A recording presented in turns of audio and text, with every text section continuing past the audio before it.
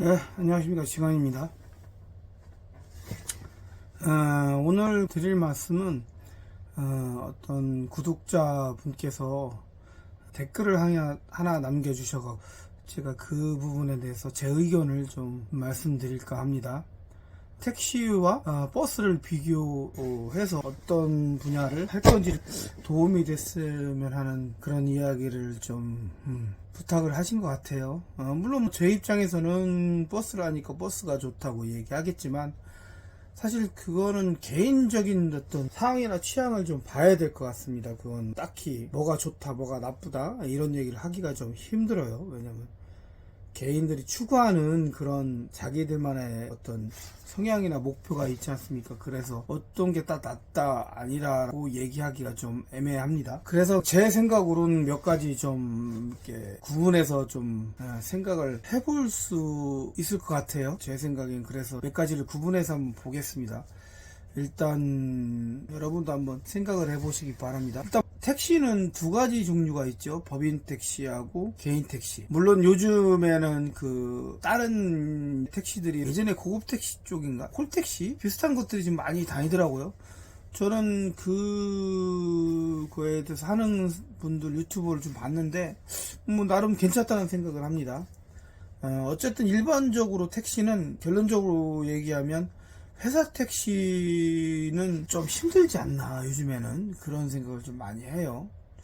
산학금이 생각보다 물론 잘 벌리는 같은 경우는 크게 문제가 없겠지만 이 산학금 같은 건 지방차나 시간차나 날이나 이런 거에 대해 너무 차이가 많기 때문에 사실 그 문제는 얘기하기가 어려운 것 같아요.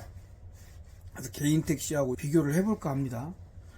개인 택시는 사실 그 면허값이죠. 좀 꽤 많이 들어갑니다.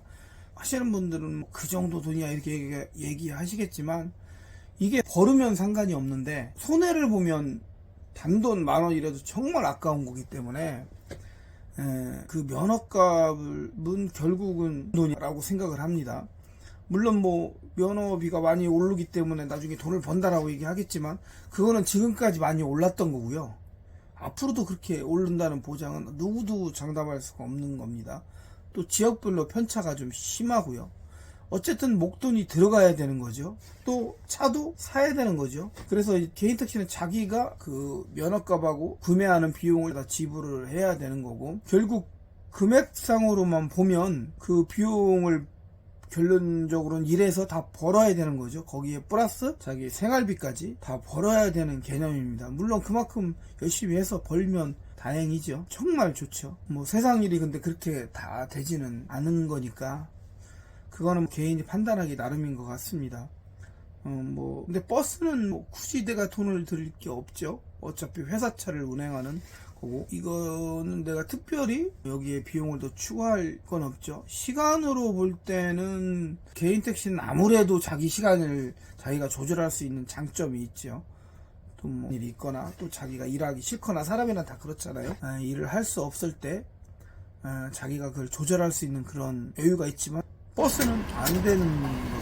왜냐면 회사원하고 똑같은 거니까 제가 근무하는 시간이 이제 매일매일 좀 틀리다 뿐이지 결국은 회사원하고 똑같은 겁니다. 내가 그 시간 해야 되고 일을 해야 되고 그 일을 해서 보상을 받아야 되기 때문에 자기 시간을 쓰는 제약이 많이 따르는 것도 사실입니다. 여유 시간을 갖는 측면에서 보면 택시가 아무래도 좀 유리하죠.